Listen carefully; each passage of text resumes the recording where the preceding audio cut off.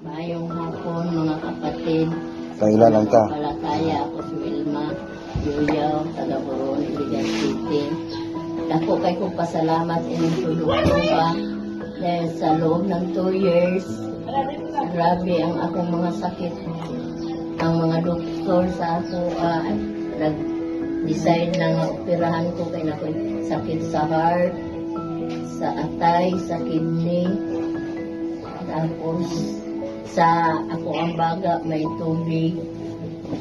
Karon operahan na unta ko katong last na akong confine atong last month kay ako ang heart hinda ko wa ko nagpa-opera kay diabetic ko, pero ngayon glory to God na ay ginamit sa Panginoon nga mga kaibigan ako na nag-share ining produkto ka nga maayo daw ni sa mga katulad ko masakiton.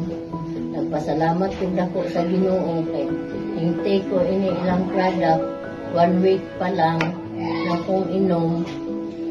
Karon maayo na akong ginhawa, wala na ko nag-oxygen, wala nakalihok-lihok na ko diri sa mong balay, o nakatulog na ko sa tamang oras, o nakakaon akong insakto.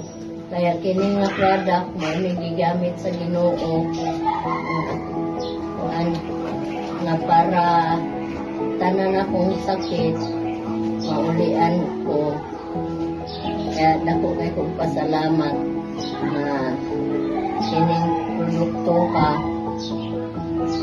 abot ni sa ako ang kinabuhi kay kini na ang akong mintino.